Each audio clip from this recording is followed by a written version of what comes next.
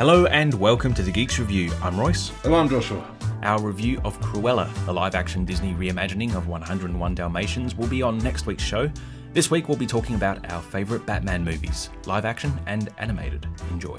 I was first introduced to Batman back in the early 90s, late 90s. Wow. My grandfather had Foxtel at the time, and one day I was over there and he flicked on Fox Kids, and there was playing the tail end of Batman, the animated series, and I fell in love. This is, it's a classic series. It is a cult classic series. Kevin Conroy as Batman, Mark Hamill as his iconic Joker, Paul Dini, Bruce Timm behind the boards, and a beautiful composition done by Shirley Walker. Yeah, it's fantastic. It's widely considered to be one of the greatest, pieces of Batman media ever. It gave us Harley Quinn. Mm-hmm. It came to define the character of Mr. Freeze and just so many others. It defined a lot of the characters going forward. Yeah, you still sort of feel it in the DNA today. A lot of people, when they do animated Jokers, unless told otherwise, are always trying to somewhat emulate Mark. Yeah. He casts a long shadow. He does. And as does Kevin Conroy as Batman. A lot of people do bring their own spin to it, but Kevin and Mark have cast long shadows for these characters. You're not savior. Mr. Freeze is, like you said, more well-defined here, with the beautiful Heart of Ice episode. To the point that it went on to impact upon Batman and Robin, the live-action film, with Arnold Schwarzenegger. As Mr. Freeze, he's got the same plot taken from the cartoon. Just a little bit more campy. A lot more campy, would you and say. It even impacts the comics. A lot of this stuff has impacted the comics going forward. Yeah. So one day, I was back at my grandfather's again, and I found out the animated series had a movie. And it was playing Mask of the Phantasm. Yes. Beautiful. It's pretty much just a feature-length episode. With increased animation. It actually showed in the cinemas. Oh, it was... I didn't get to see it until 2010, 2011, and we actually studied it in high school. It holds a special place. In media class, I should say, yeah. Yeah, it's... Yeah, okay, this is... there's a masked killer running around Gotham, He's killing mobsters, and people think it's Batman. Because of how identical they look in the shadow. The mob gets so desperate they turn to the Joker. This is sounding a lot like The Dark Knight Rises. Well, The Dark Knight, yeah. Sorry, The Dark Knight. It is influential in that way, and it's also sort of got a bit of Batman Begins in it, where you've got the origin of where Batman shows Bruce before he takes on the cowl, even showing us a haunting moment where he finally puts on the Batman cowl, and they don't show it fully, but they just have this dark shadow with the eyes, and Alfred backs away horrified. And the performances as well, like Kevin Conroy, the way he just changes his inflection to sound like Bruce Wayne and Batman. There is that visual, there's that audio difference, I should say. You got Bruce Wayne, he sort of sounds a bit like this. He's a bit more laid back, useful, genuous. Yeah, and then he puts on the gruffer tone, a bit more darker, deeper. Well, I am the Knight. When he's talking to Alfred, it's a lot more direct. Yes. It's a lot less laid back.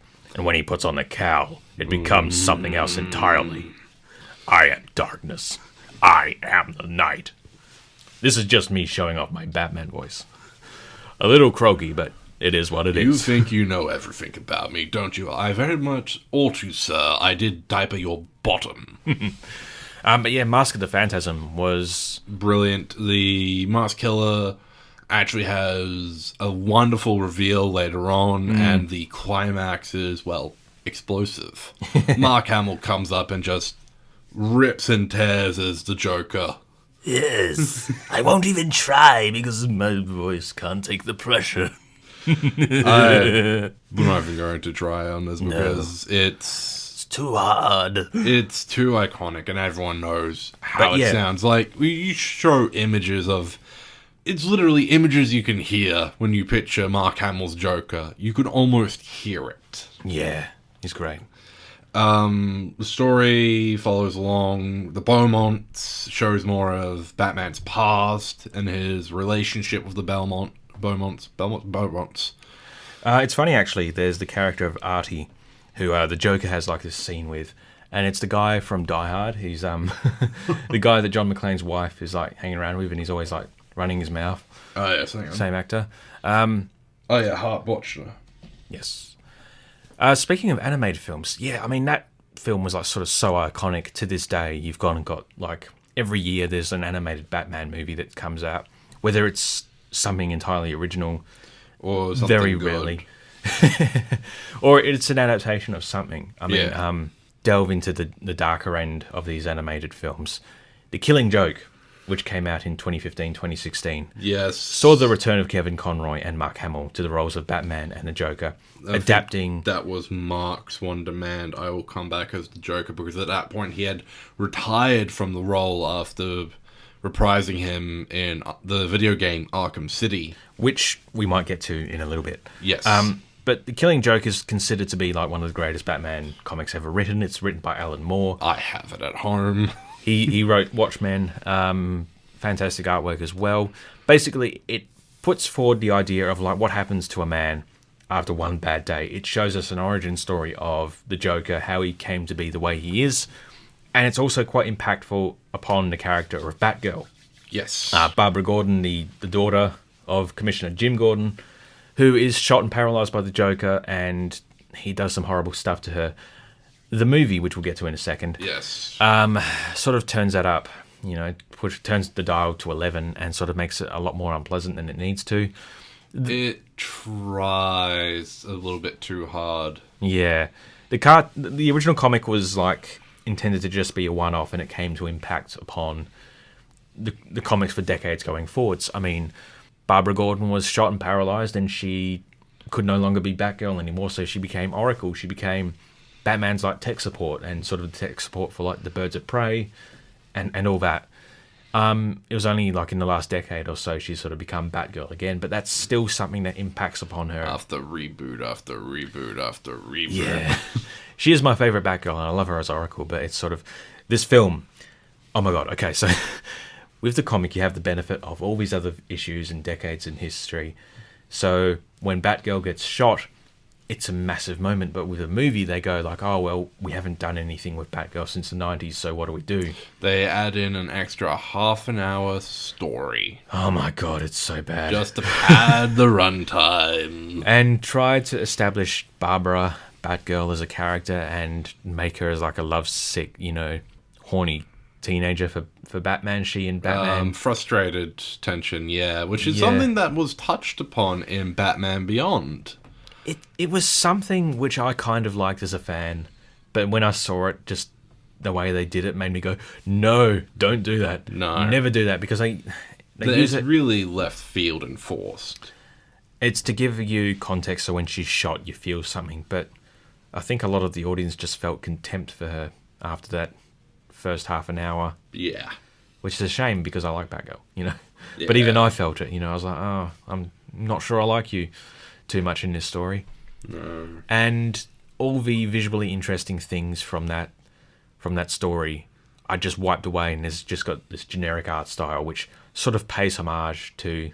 It tries, like...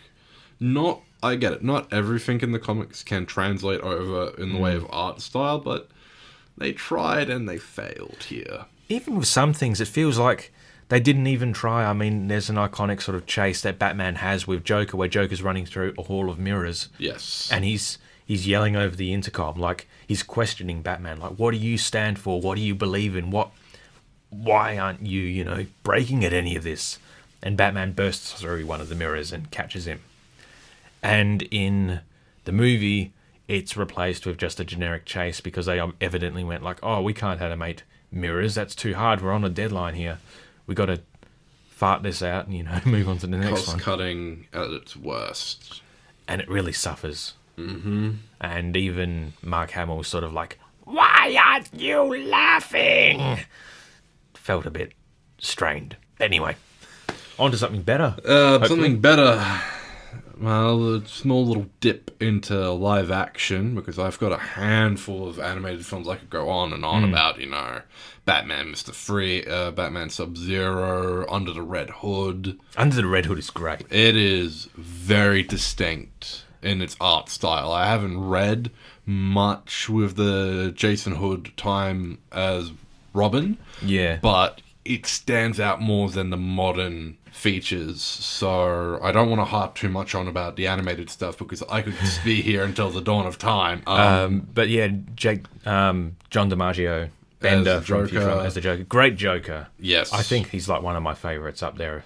And Jensen Ackles as the Robin / Red Hood. That was good. Before he's Batman in The Long Halloween. It's funny, when I first saw this film, I didn't actually know about the Red Hood within the comics. I mean, I knew the Red Hood persona of the Joker, which was established in The Killing Joke. But when this showed up, I was like, wow, okay. And I think I looked up the comic, and I think the film did a better job of like translating that story. Yes, it definitely furthers the story. It does well doing both. It shows you memories of Bruce remembering his time as with Jason, and how that translates into now, like how he's able to anticipate Batman's every move, like having a knife that can cut his threads. Yeah, like the grappling hook, all that. It reminded me a lot of the comic Hush. Yes. Which I believe also got an animated adaptation, didn't it? Which was horrible. Oh, no. They completely got rid of the reveal that Thomas Elliot is Hush, instead making it Riddler. And he's got a branded question mark on his forehead. Okay. Well, I mean, the original comic, you're introduced to this new character of Thomas Elliot, and you're like, oh, who's this new guy? Oh, who's this new villain, Hush? They can't be alike, but no, they are. Yeah. But yeah, that's a bit disappointing. It's very disappointing. And it throws in a lot of great characters, but it also uses that new DC animated style that isn't quite going well. Have you had a chance to see the Harley Quinn series yet?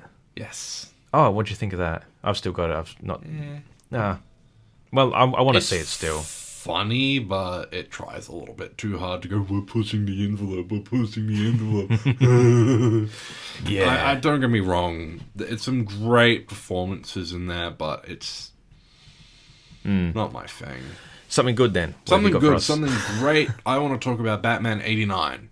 The first live-action Batman film with Michael Keaton, Jack Nicholson, Billy D. Williams, and this was Tim Burton's first Batman live-action film before he would go on and do Batman Returns and then get unceremoniously taken off the project due to toy sales and agreements with McDonald's and such, where he wouldn't continue the story with Batman Continues, which would have been the third film. Oh, right, okay. Where it would have had Billy D. Williams come back as Two-Face, and talks of potentially Robin Williams as the Riddler. What was that one? Batman Forever? Batman Continues. No. Yeah, Batman Forever. Batman Forever was the canon one, yeah. Yeah.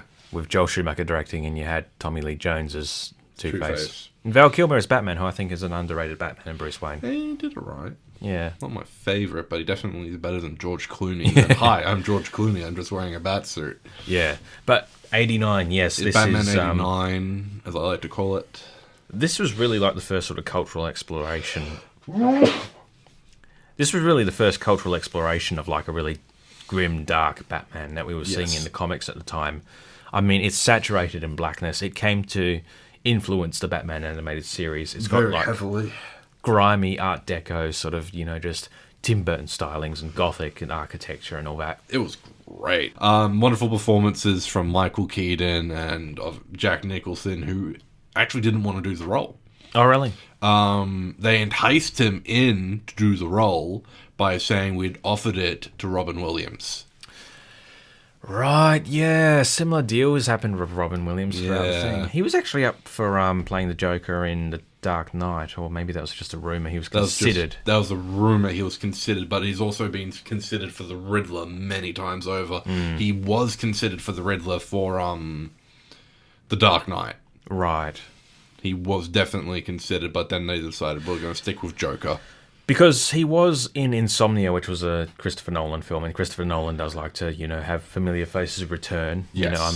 Marion Cotillard and, obviously Morgan Freeman, Michael Caine have been in many of his movies. But yes, 89 Batman is... It's glorious. More a Joker vehicle than the Batman one, eh? Yeah, and it definitely pays a bit more homage to this. Not quite the it actually does pay more homage to the Silver Age a bit more than the animated films, which try and cherry pick stories from the different ages. Less so than the Golden Age, but more Silver Age and Bronze Age going forward, and obviously the 1990s with the darker stories and all that. But definitely a wonderful homage to the Silver Age of comics. Jack Nicholson obviously kills as the Joker. Literally, and just the different layers that he has to go through. Like, he's got the Joker makeup, and then he's got another set of makeup over, and he's dabbing off. Yeah. Prince soundtrack's a bit odd. Yeah, I don't mind it. It really defines it. Like, I think now it's sort of got to the point where it's like, oh, it's Batman. It's less like, oh, this is so 80s, Yeah. Because the rest of the film, apart from, like, Vicky Vale's outfits, those are very 80s. And all the screaming. Yeah, so much screaming. So much screaming. Okay, well, live action for me. I could be boring and talk about The Dark Knight. Yeah, because talks about The Dark Knight. Look, Dark Knight's great. And mind you, everyone talks about 89 as well. Yeah. Well, okay, Batman 66. Yes, Adam West. Yes, Adam West. Yeah, look, I loved this series. It was probably my first exposure to Batman, really, was the film with Adam West. But yeah, I loved the series. Oh, he stuck around for a while, didn't he? Yeah.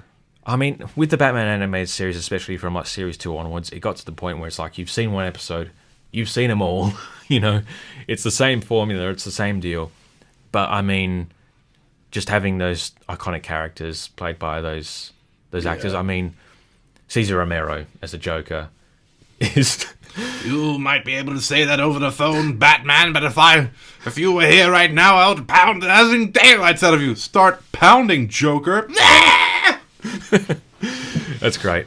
Julie Newmar and Eartha Kitt later on as Catwoman. Frank Gorshin primarily as the Riddler, to be played by John Aston, just out of nowhere. Gomez Adams himself. Yeah, and I really love, I've talked about Batgirl before. Yvonne Craig as Batgirl, just love it. It's just a shame that by the time she came on, it was a bit it's just like, oh, it's the same old deal. Now you just got Batgirl and now she's being kidnapped so Robin can save her. I don't know. I think Riddler was done a bit more in the animated series. Series was was it John Glover? Which animated series? The animated series. Yeah. Well, here's a fun fact. There was an animated series in the mid-2000s called The Batman. Yes, I do remember that. Robert Englund plays the Riddler.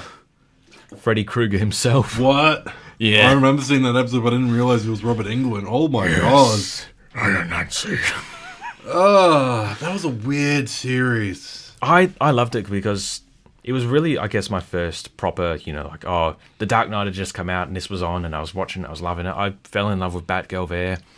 And the reason they used Batgirl, Barbara Gordon, was because the original Teen Titans was on at the same time. Yeah. So Robin was in that and they couldn't have him in the two cartoons.